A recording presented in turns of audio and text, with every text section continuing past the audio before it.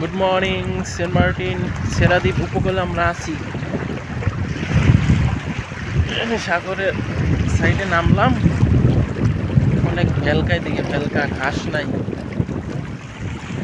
এগুলো একটু বড়, ডান পাশে সেরাদ্বীপের বাম সাইডে যখন নামলাম ওইদিকের ঢেউগুলো একটু ছোট।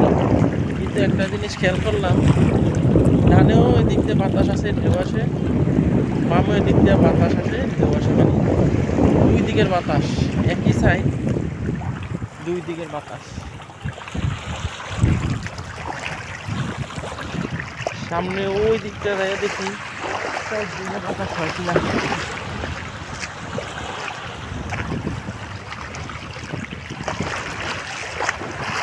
যেদিক যায় এদিকে পানির নিচে ছোট ঘাস,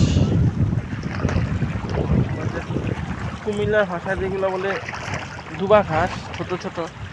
আর ওইদিকে দেখলাম টুকটুকা ঘাস, যেটা কুমিল্লার ভাষায় বলে টুকটুকা ঘাসের মতো বড় বড় ঘাস।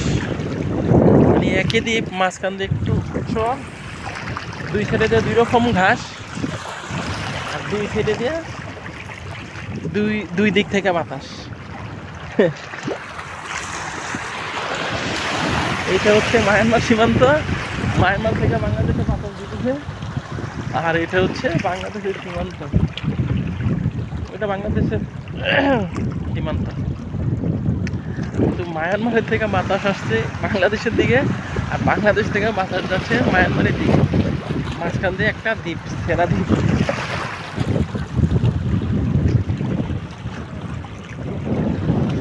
ওই যে মায়ানমারের উপকূলীয় এলাকা ওইগুলা,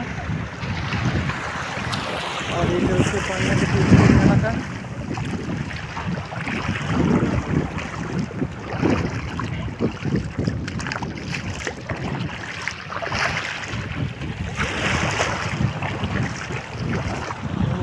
বড় একটা ঢেউ আসলে আমি ভিজে যাবো।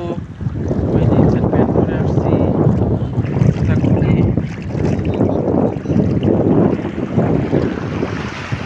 মার্টিন যে আমরা হোটেল বিকেলে আরো বড় বড় এরকম সাদা সাদা শামুক পাথরের উপরে ছিল, দেখতে অবিকল শামুকের মতো। ও একটা বড় ঢেউ আসছে, আমি নিচে দেখতেছি।